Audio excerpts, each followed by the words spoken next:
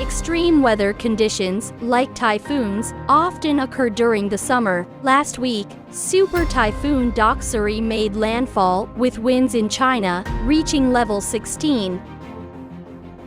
With weather data integration, the Sunpure robot gets warned in advance and autonomously activates its wind protection strategy. With an anti-wind device, the robot is locked in the docking station, steadily, withstanding wind speeds up to 55 meters s, a level 16 storm.